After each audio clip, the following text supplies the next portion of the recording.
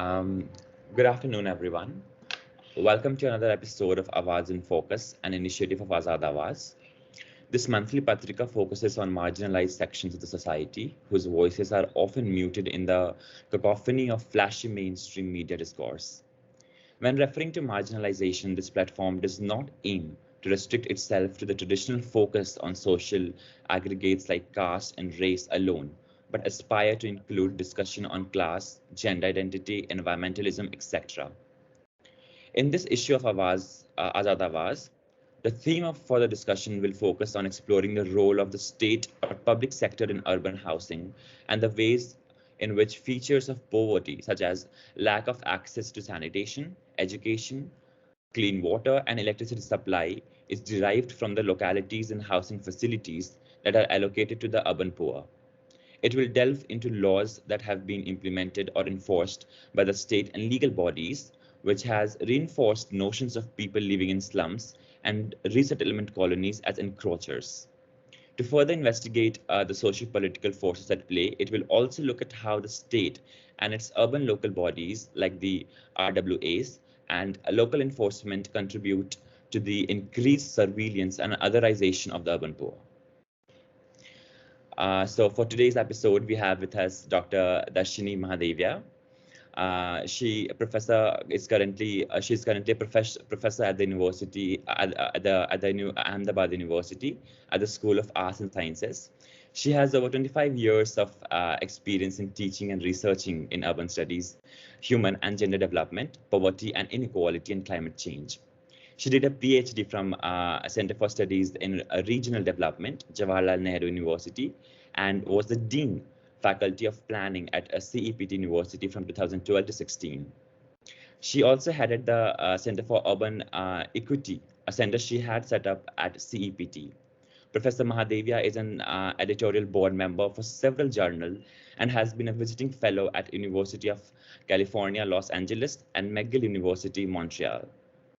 A committed researcher, she has more than 100 publications as books, chapters in books, and journal articles, and has managed more than 40 research projects. In particular, Professor Mahadevia's research has focused on cities and the policies and processes of their development from an equity perspective. Currently, she is looking at urban data systems, their mapping, and whether urban development dynamics are suitable and equitable. Welcome, Professor. Thank you. So, according to the 2001 consensus, the total population in urban areas increased from 2.58 crores in 1901 to 37.71 crores in 2011, while the number of urban towns or agglomerations had grown from 1827 in 1901 to 7935 in 2011. With this rapid rate of urbanization, what has been the factors contributing to the rural to urban migration? Additionally, what effect it has had on the urban infrastructure? Okay, so first let me correct you. India is not a country which is considered to be having rapid urbanization.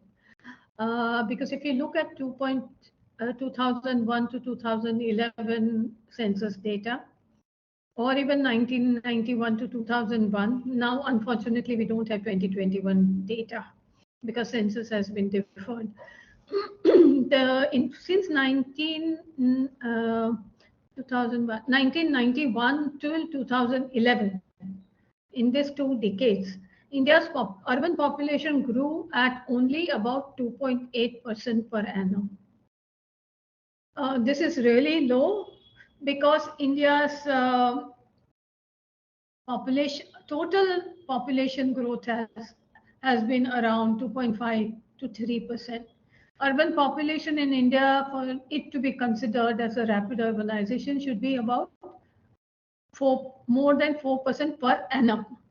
Now, why I am giving you this number? Because this is the number China has experienced since 1980.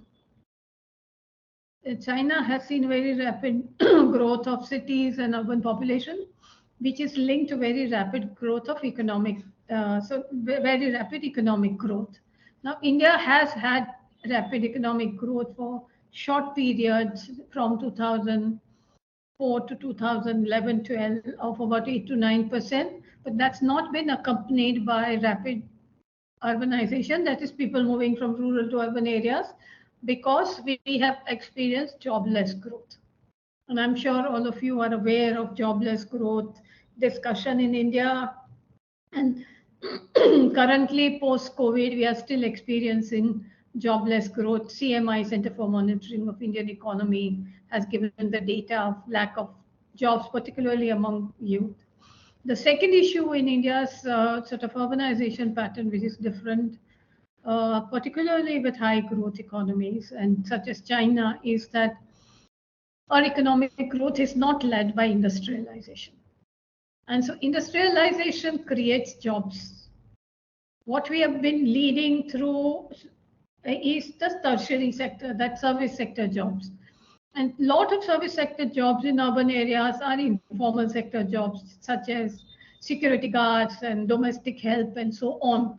So it's not a with very low wage rates. And so a lot of people are not coming to cities because there is just no work. That's first thing. Second reason is, and it is tied to your question of infrastructure, there is lack of infrastructure, particularly housing, for new low-income migrants coming to the city.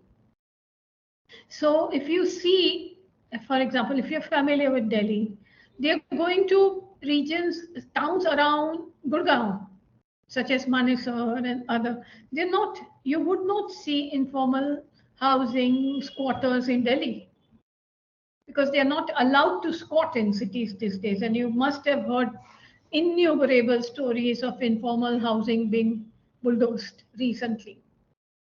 And so these are people who have come to the cities 2-3 decades back. So there is, the new migrants are coming to cities, if at all, and especially large cities, if at all, they are tied to construction of real estate projects or infrastructure such as metros, flyovers, games villages, such as now, I think Commonwealth Games, we had facilities created in Delhi, earlier 1982 Asiad Games, and so on. So they're coming for the infrastructure projects. A lot of cities are having metro construction and so on. They're not coming to the city, settling down as migrants to the city and then making their lives, because cities housing is very expensive. Informal housing, squatting, that is not allowed in cities, and you would see, because that's considered illegal by planning authorities such as DDA in Delhi. And so they're getting demolished, and so they're not coming. So that's the reason why India is not having high urbanization. Migrants, and that's your question, migrants are not, low-income migrants are not wanted. Techies are wanted in Bangalore and Pune and say Hyderabad and so on. But low-income migrants who are sort of providing the working class base for economic growth are not wanted. So they come to the city, tied with construction projects, and go away. For example, in my city, Ahmedabad, a lot of tribals come that tied to construction projects and move with construction projects, and they go back to villages in monsoon for agriculture. So they're not fully into the city. And if you check their Aadhaar cards, which is very important identity, now they're all rural Aadhaar cards. They're not having urban address. And once you don't have urban address and you don't have, so Aadhaar is the sort of citizenship card today, urban citizenship card. If you don't have that Aadhaar with an address of a city, you don't get any facilities in the city. And so people are not tempted to then settle down. If you don't have Aadhaar, you don't have access to PDS, right? You don't have access to subsidized housing because they want residential address of the city. You can not have access to subsidized public health system. The child will not have access to municipal schools. So for multiple reasons, then some of the migrant workers leave the children behind in the rural areas, and the husband, wife come. Now, there's also cultural angle to it. Some of the communities coming to urban areas such as Ahmedabad, Bombay, which are migrant receiving cities. These are single male migrants. They're not family migration. Men come there. So in Ahmedabad, we have migrants from Rajasthan, Uttar Pradesh, Bihar. They leave their families behind. They come as single male migrants, live here forever. And that system continues for 20, 30, 40 years. But finally, they will construct a house in their village where their family is. So there's a peculiar kind of urbanization in India. Professor, as you mentioned about how this idea of illegality comes in when once the migration takes place. We'll come to about the question of illegality a bit later, but you also mentioned about how the new migration as we're seeing now is mostly related to industrialization and construction works, right? So my next question is about in what ways have the state authorities responded to the influx of migration from rural to the urban spaces? What mechanisms and policies were put in place to elevate the stress on urban infrastructure? How has these policies aimed to address the development of urban spaces that will assimilate the inflow of migrants? So firstly, migrants are not considered as urban citizens unless they have Aadhaar. So they are not assimilated. Why do I say that?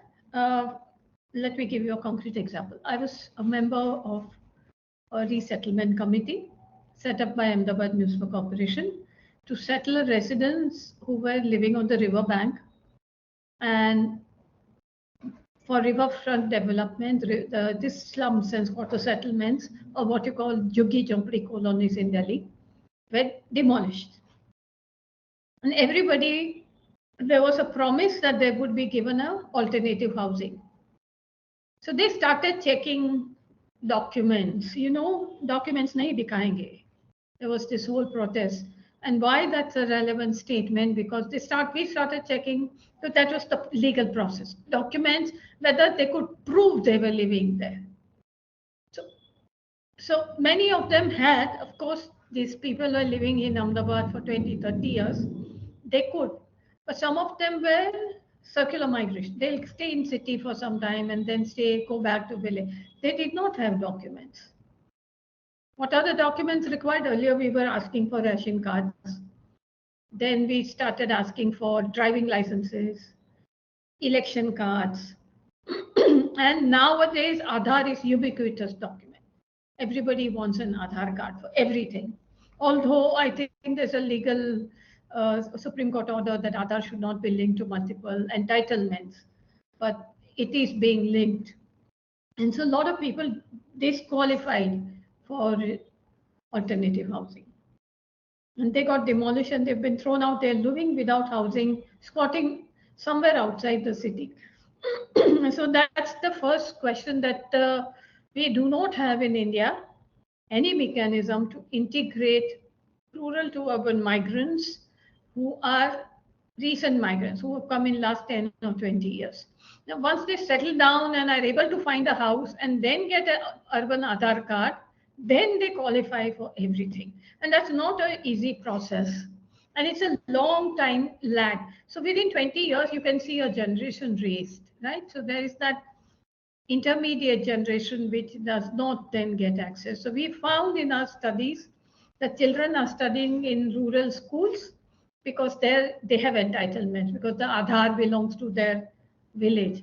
So that's one thing. So there is nothing. Now, is there stress on urban infrastructure? Certainly not just because of migration, but also because urban population is increasing. The natural growth rate of urban population has driven urbanization in India. If you see what is the total, you have given the numbers, right? Right now we'll have 50 to 55 crores living in urban areas now. It was 37.7 crores in 2011. Now, which means that how many have increased? 13 to 18 crores have been added. of which till recently 10 or 12 crores were due to natural population increasing. That is, people who are living in urban areas will have children. That's called natural population growth. And so about 10 to 12 crores are only because of natural population growth, not necessarily because migrants are coming. If migrants were coming in cities, the large numbers, it could have been of this 13 to 15 crore addition, it could have been 10 crores, which is what China saw. But it's because of natural population growth.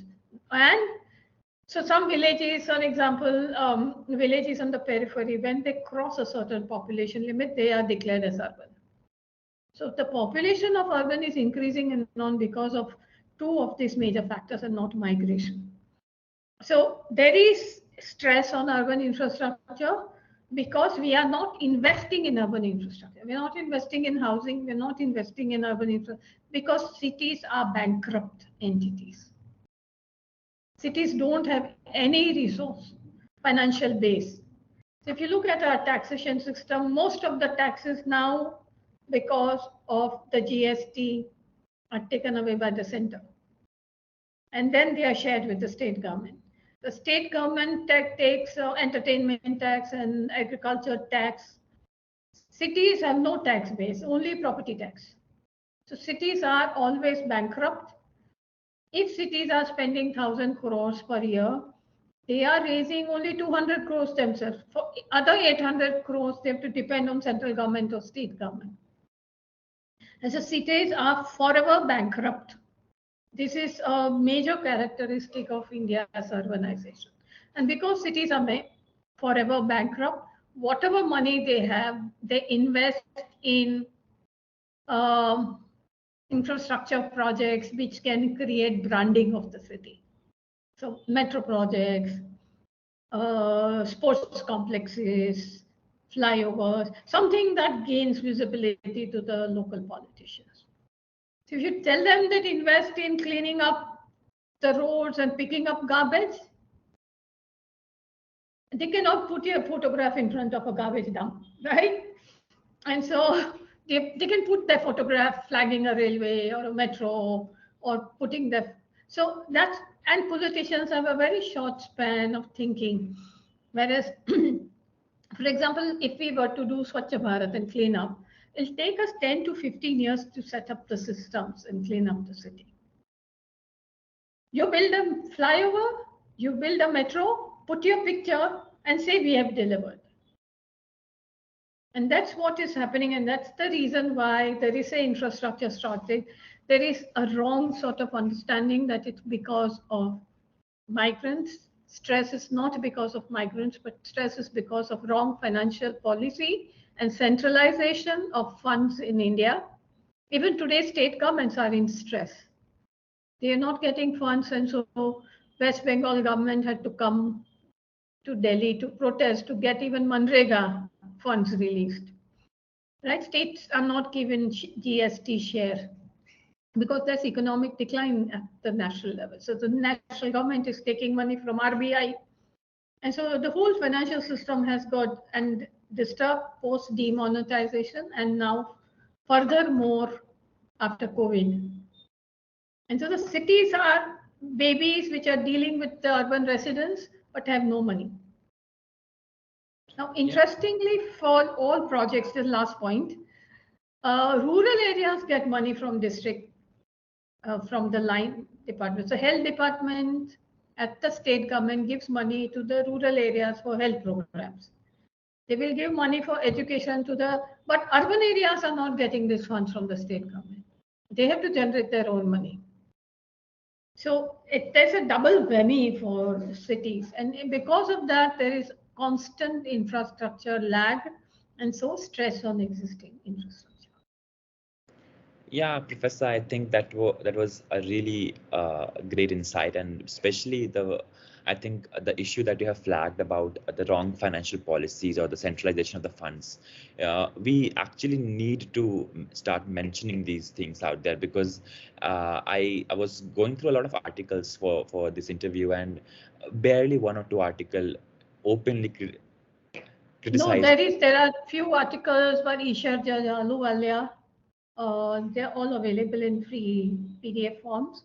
There are articles by K.C. Shivram Krishnan, who was Urban Development Secretary long time ago. He's no more, but he has also written in O.P. Mathur, who was earlier director of National Institute of Urban Affairs. Everybody has been shouting for last 25, 30 years, decentralize, empower cities, share income tax and all other taxes with the city and so on. But last 30 years, it has not happened, even after what we call the 74th Constitutional Amendment. If you search for 74th Constitutional Amendment implementation in India, you would find that compared to that 73rd Constitutional Amendment, the Panchayati Raj has been better implemented.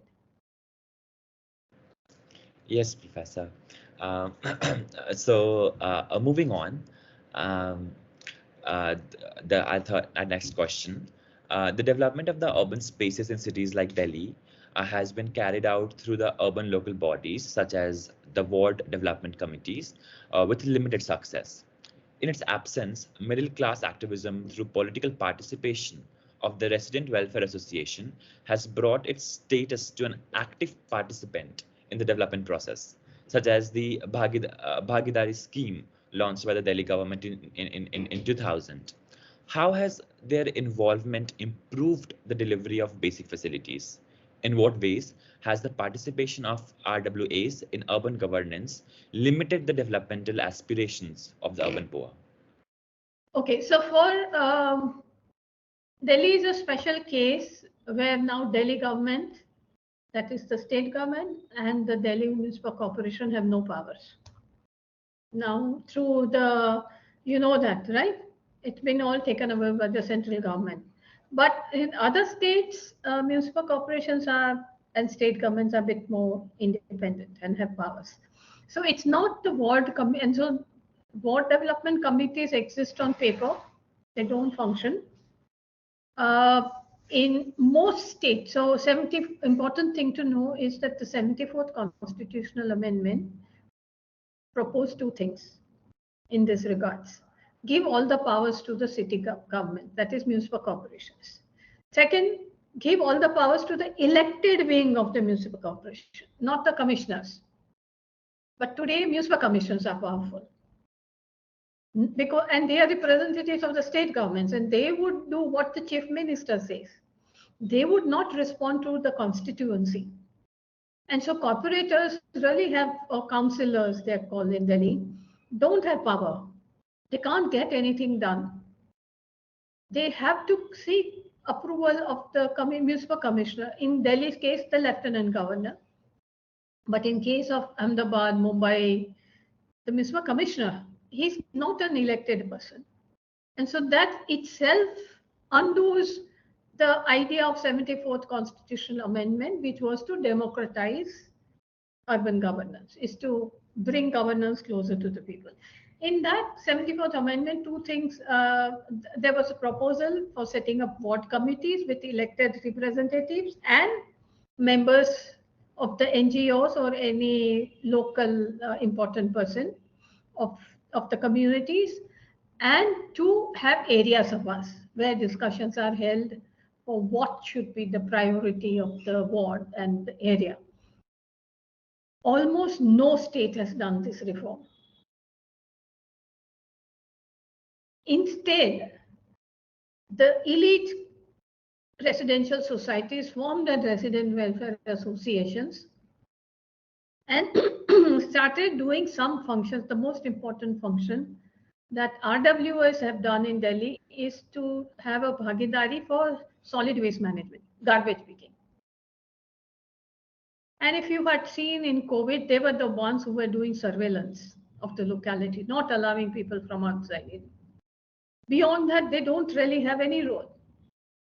They can't decide if there is a big mall coming in the neighborhood and people don't want it because it creates disturbance. They can't decide that. They cannot say anything about it. They cannot decide whether there would be a flyover cutting through their locality.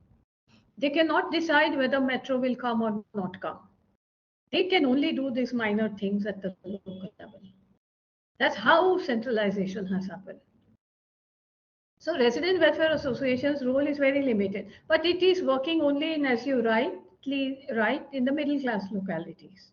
Because people are educated, and what we call is, these are retired people who up, and in big cities such as Delhi, you have all these retirees with pensions, so who don't need to work post retirement, and so they have time to dedicate to community service. But what about low-income neighborhoods? People work till they can work because every member of the household has to chip in to survive. And so resident welfare associations are not working very well in low-income neighborhoods unless there is a mediation by non-governmental organizations. So, for example, Chintan as an organization in Delhi is working on Bhagidari system for organizing waste pickers. But there are very, very, very few examples. In a city of, like, say, 20 million, you have 3-4 organizations. That really doesn't matter, right? So they are not. So there's a big vacuum, institutional vacuum at the bottom. The municipal. So if we let's leave aside Delhi case because Lieutenant Governor is old. But if I would take Mumbai or Ahmedabad, or even somebody was saying in Bhubaneswar. Bhubaneswar doesn't have municipal corporation elected for last a long period. It's not, state government does everything. In Chennai, for a very long period of time, 25 to 30 years, municipal corporation didn't exist. State government decided everything. Ahmedabad and so Gujarat and Maharashtra are the only two states where municipal corporations are powerful, but they all run by commissioners, not by the mayors. I would know, if you ask me who is the mayor of Ahmedabad, I would have to say, I'm sorry, I don't know. They're just not, they don't really have any legal role in running of the municipal corporation. So in the vacuum that is at the bottom, where municipal corporations don't have power, middle class localities have RWS. We don't call them RWS, we call them housing societies in Ahmedabad, Bombay. And they take up some issues on behalf of the local residents, but the poor neighborhoods do not have those institutions as for now. Yes, I think you have highlighted a very important point of as how there have how the sad reality of Delhi, especially maybe because, as you said, because of centralization of power and how there has been a very subtle divide between the poor migrants and in a way well-off migrants, which is I think another issue that we must try to address. But going back, Professor, to our first question, wherein you mentioned about the illegal settlers. So, how were these migrants perceived by the urban housing authorities once they migrate to the cities, and how did the concept of illegal settlers per se or encroachers became prevalent? Further, So, what are the, yeah. what So, are the primary can I guess? Okay, please, no, please. sorry, go ahead. Yeah, complete your So, question. yeah. Further, what are the primary challenges and issues associated with labeling migrants as illegal encroachers, and how does this perception impact the broader urban renewal process in India? Okay, so I have already briefed you about how migrants get entitled in the current time. But so this is not an Indian phenomena alone, all developing countries. If you look at Brazil, I don't know whether you're familiar with the term favelas. These are slum settlements and barrios. So many of these large cities of the developing world, or what's called global south, have a significant proportion of population. So Mumbai has 50 to 60% population living in slums, even now. Brazil has similar, say, Sao Paulo, Rio de Janeiro, others have 50 to 60% living in favelas. This is a normal process of urbanization. When low-income migrants come to cities, they squat and gradually build their housing. And when they get integrated in the urban economy, then they get legal identities and become urban residents. And so for that, we should not use the terms, negative terms such as encroachers, illegal settlers, which government likes to use. But this is a normal process of urbanization because cities require labor and cities require cheap labor. Who's going to drive the cycle rickshaws? Who's going to drive the auto rickshaws? Who's going to come to lift the garbage? Who's going to work in the industries? Who's going to provide various kinds of services? These are all migrants. If you look at the cycle rickshaw wallas, now e-rickshaws in Delhi or wherever, they are all migrants. And so the urban economy is lubricated and run by migrants. And so urban economy requires migrants. But because urban economy does not want to then contribute back to the migrants, so then they get all this, they are a menace, they are illegal, they are encroachers. It's like this, this simile that we often say that if it is an unreserved bogie, people who come in early then close the doors and tell we are not allowing any more inside. That's the kind of situation in cities. That people who have come early say now we'll close the boundaries and don't want anybody else because they're illegal settlers. But they themselves have been illegal settlers 20 years back, right? And that is what is a normal course of urbanization. Now what has happened, because we are not having low-income migrants coming to the cities, the cost of services in city has gone up. As let's say, if you ask somebody to come to your house to repair a plumbing line, the per day rates are extremely high. I'm happy if they are earning so much, but that's because there's few supply of skilled labor.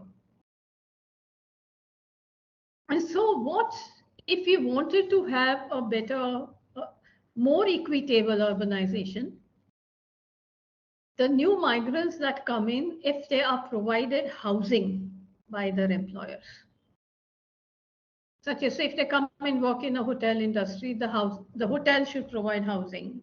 If they come to work in industry, then the industry should provide housing.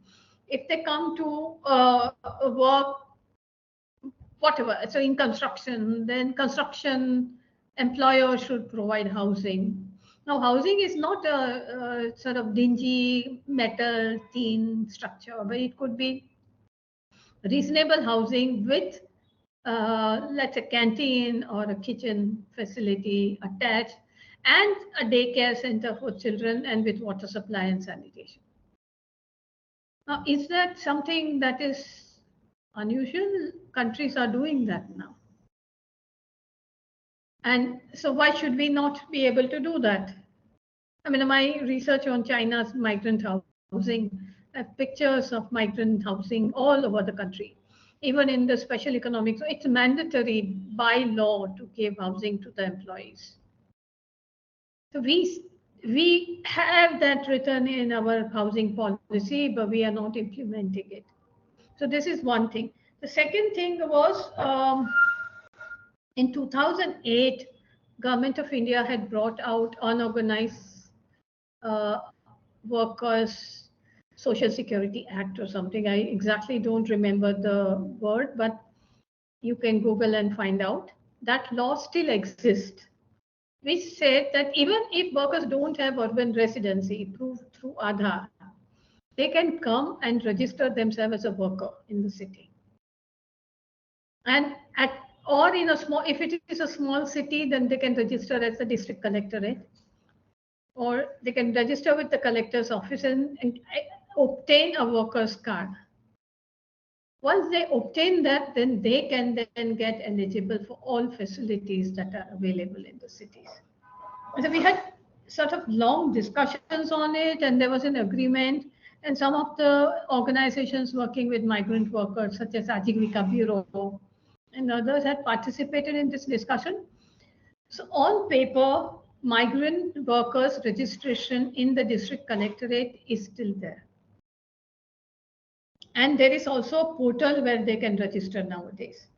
Once you register, you get an ID, and once you have that ID, then that ID should entitle you to use urban services. So, but it's not a system that is in practice.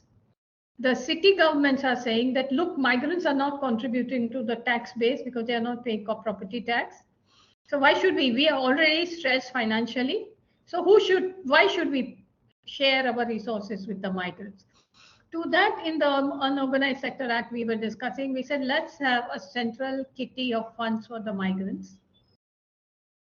And central government can support state governments to fund some of these welfare activities related to migrants. So if migrant children have to be supported, there should be a fund for migrants from which it can be taken.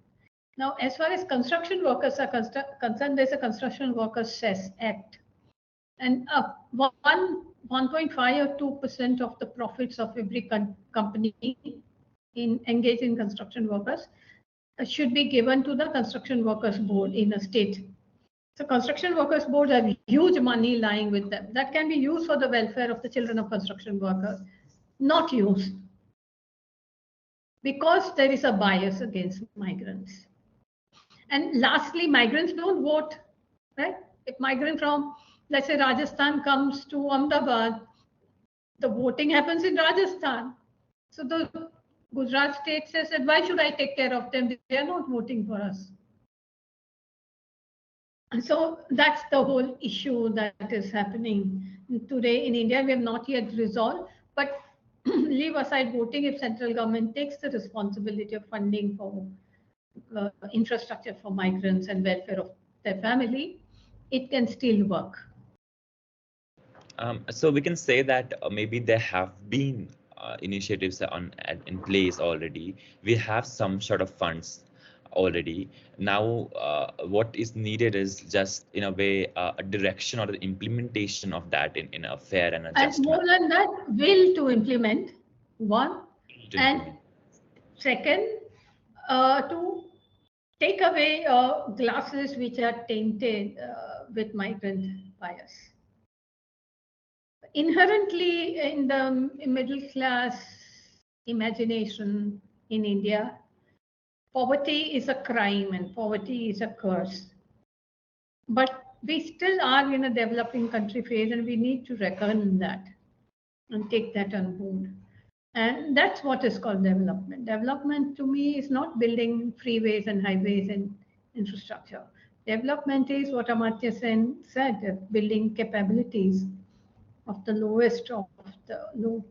So it's human development that's been argued as the people's welfare improvement and improvement in their access to opportunities.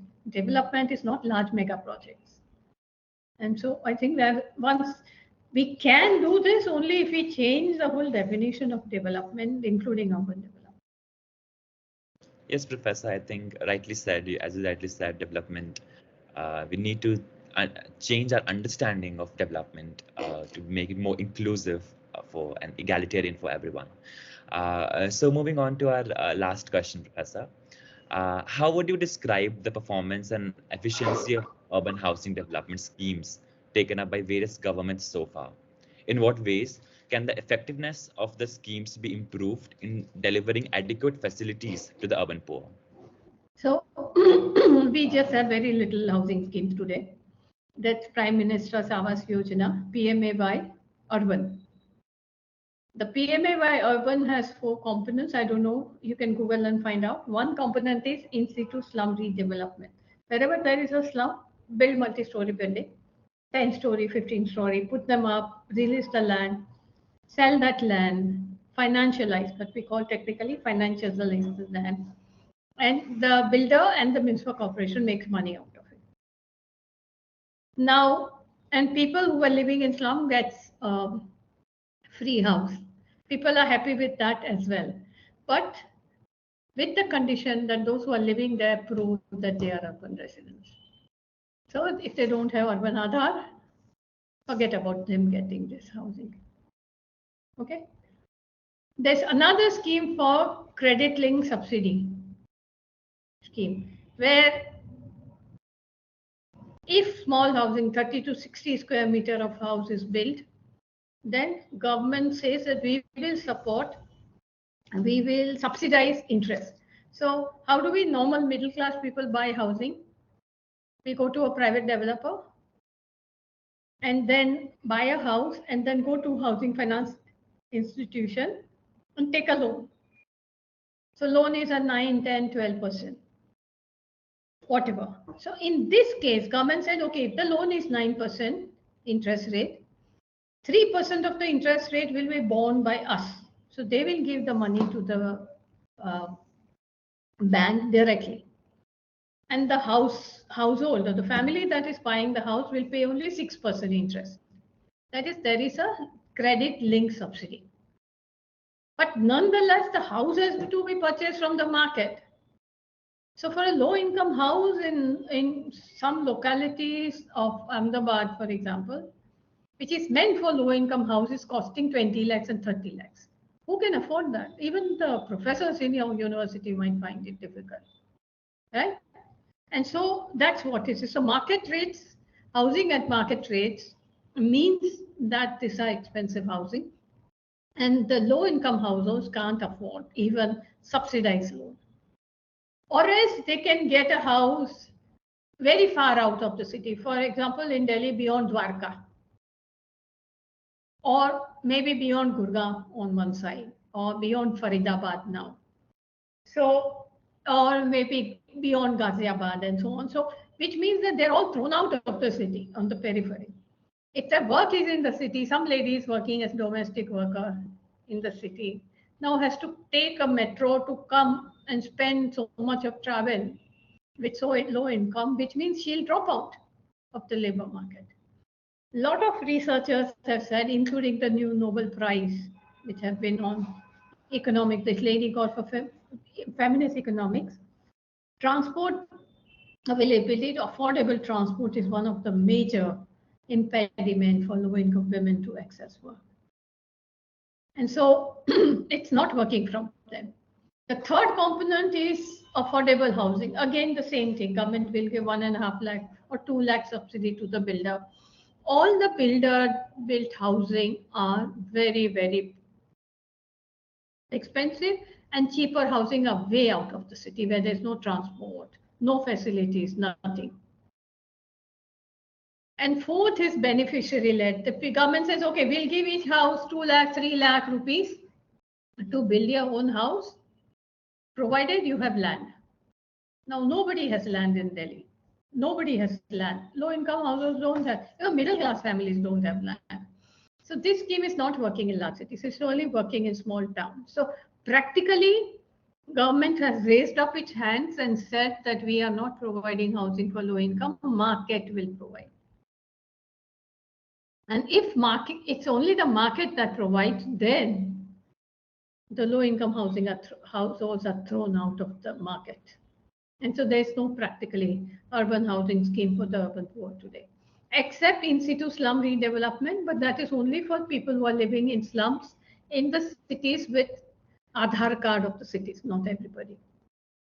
During COVID times, when so many migrants out-migrated, just moved out from cities, a new scheme was launched called rental housing scheme. And there are a lot of housing constructed by government under the previous government program called Jawaharlal Nehru National Urban Renewal Mission. These are fully subsidized housing. Delhi itself had huge, almost 60 to 70% of such constructed housing were not occupied. Then Arvind Kejriwal said, well, we'll allocate this. I don't know what's the latest status. So then the government of India came up with a scheme that this new housing, vacant housing constructed under Jawaharlal Nehru or National Urban Renewal Mission, JNNUR, will be available as rental housing for those who are migrants in the cities. But those are only very few units. Ahmedabad has no free vacant housing today, which can be given out. So there's therefore no scheme for the migrant workers. And the only scheme that works for homeless, because Supreme Court has given the order that there should be night shelters for the homeless. So cities are building night shelters for the homeless, but If you are a new migrant, there's no housing. If you're a low income family, you have no access to housing. So that's where we are today. Yeah, I mean, you have this. It's a very, it's quite sad that every time the judiciary has to intervene to have to get the work going, and that's But the judiciary intervenes only in extreme cases such as homeless because people have died in cold in Delhi. So, but judiciary will not intervene. How can they? It's a policy matter related to low income housing. If you have a wrong policy and wrong intention, then nothing can be done by the judiciary. Yeah, exactly. So, I mean, that's what I was trying to point out, that uh, the failure of the government has gone to such extreme levels that now judiciary has to take up some matters in hand.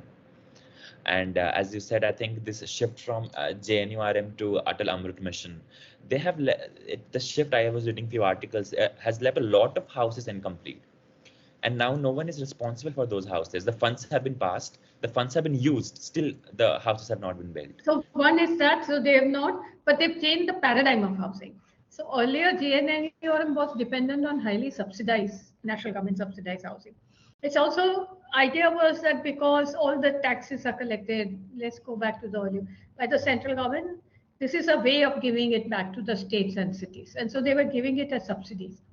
Now this government has changed that. They've stopped all the subsidies and said the cities, you raise money from the market, if you raise money from the market, then you have to pay back the interest and recover the cost.